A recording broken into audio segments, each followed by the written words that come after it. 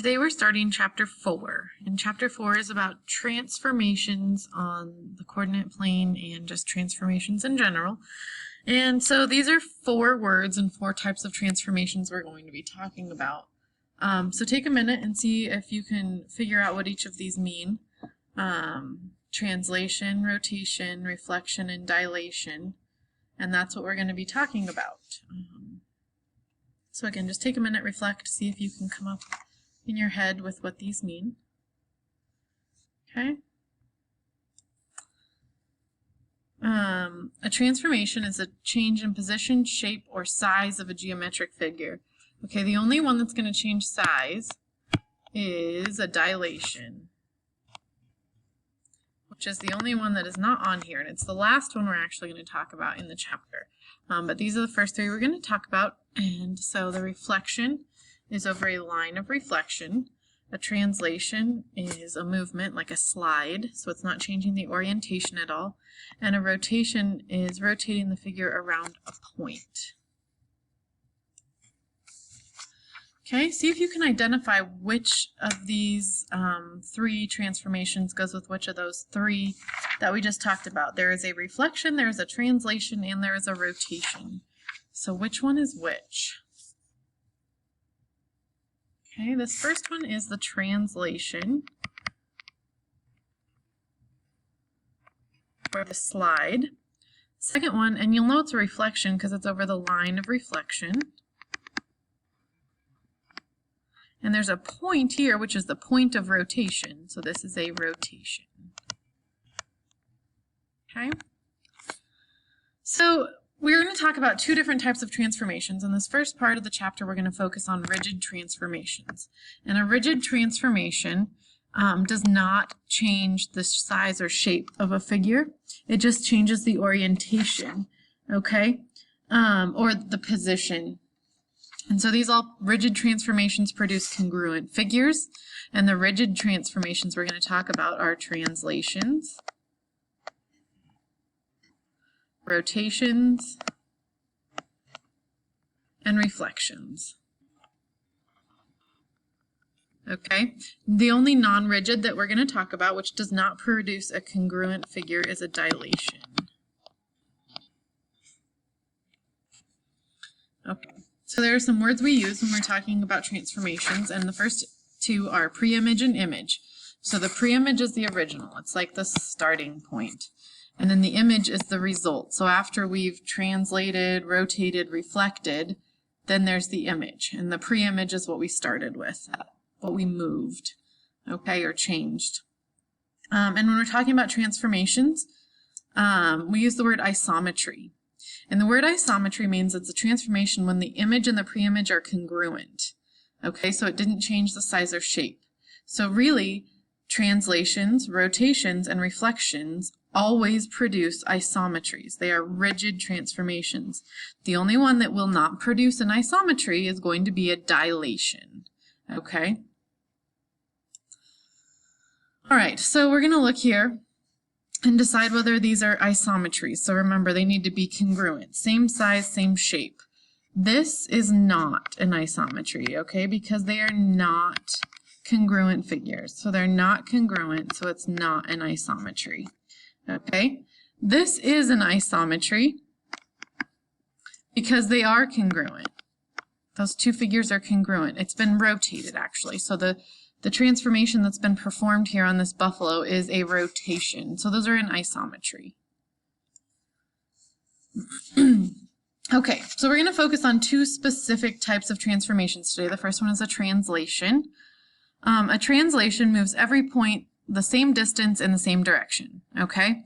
So like this point P is the same distance from point P prime, and point Q is the same distance from Q prime. So the distance they've moved is exactly the same, and actually they move in a parallel motion as well, okay? So if we're looking at this little diagram over here, this point from A to B is the same as this point, this distance here, and then this one from here to here is also the same distance.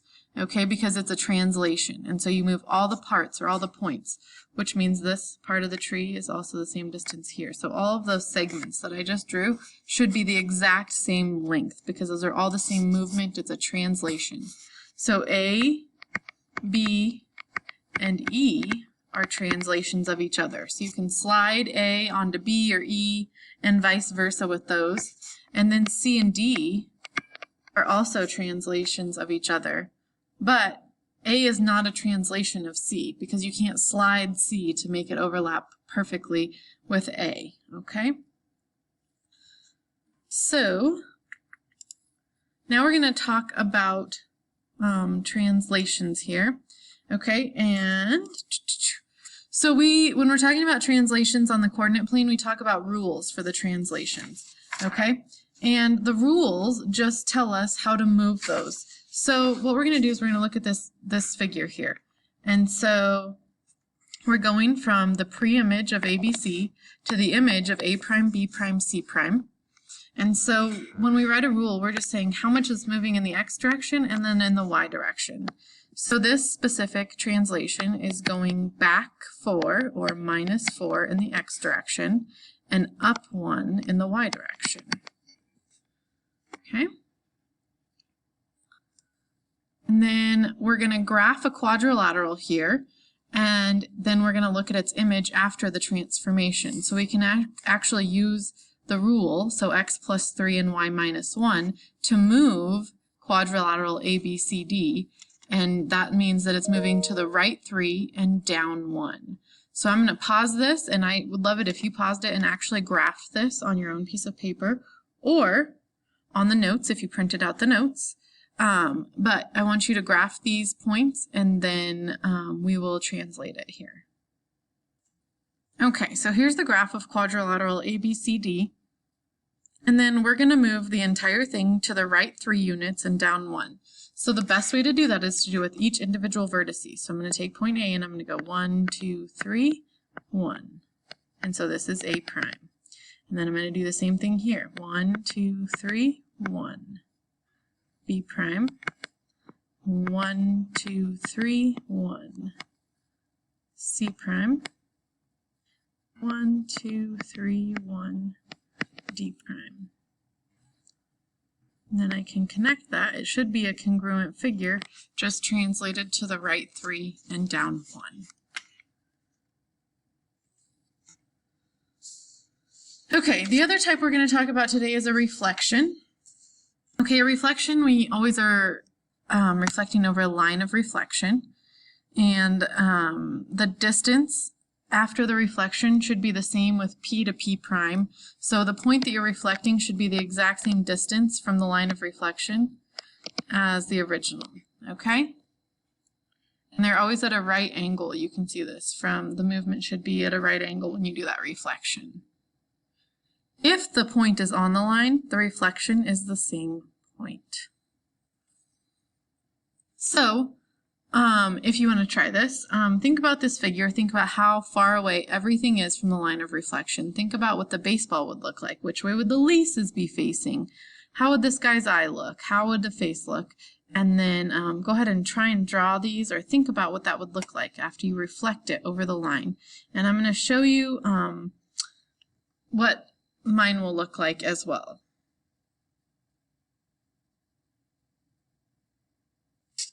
Okay, so here's what my little panther guy would look like, and I did my best to make him look the same. I want to talk about the baseball a little bit because people tend to have a harder time with this one, actually. So what I like to do is think, okay, this lace right here on the ball is this far away from the line, and this lace is this far, and this one is this far. And then I'm going to try and draw lines that are about the same here. And it's not going to be perfect, but I then kind of have the shape for my ball. And so the laces here should connect to those. And this lace comes like this.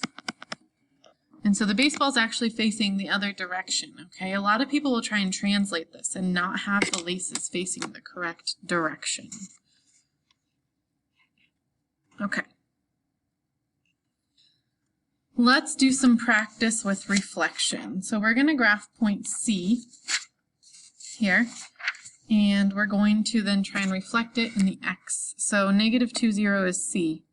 This is on the line of reflection, so that is actually the same as point C prime. So C prime is also negative 2, 0 because it is on the x-axis, or the line of reflection. Okay, D is 1, 2, 3, 4, 5.2, negative 2, so this is D. And then D prime should be reflected in the y-axis, so that's this line. So it should be 1, 2, 3, 4, 5.2 away as well, so this would be D prime.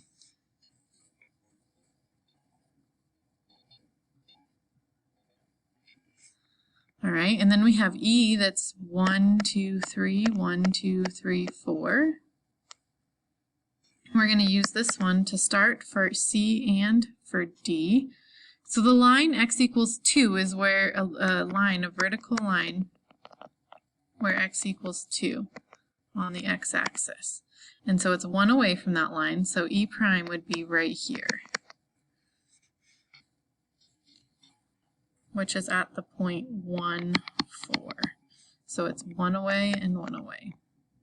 Okay, then we're going to use that same point and reflect it across the line y equals 2, which is the horizontal line right here that goes through y at 2 on the y-axis.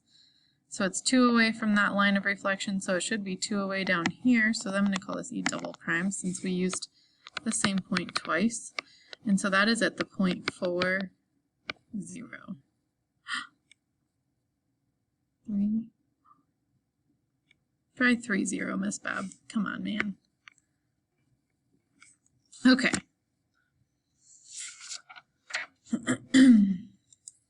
Last one in the video is we're going to assume this is an isometry. And so if it's an isometry, that means that it's a congruent figure. So we're going to use the fact that it's a congruent figure here, and we are going to set up some equations and figure out that A is equal to 73 because we know that these two are the same. We know that this is 53, so this would also be 53, so B is 53. We know that this length here is 32, and so that means this is 32, so we can say 4D equals 32, which means D is equal to 8. And then C here, this length here is 15 because this one is also 15, so C would equal 15. Okay, there are also a couple extra pages about reflections and about translations in the notes, so please look over those as well. There's just not enough time in this little video to get through all of them. Look over those. Please email me if you have questions, and then go ahead and do the 4.1 and 4.2 assignment.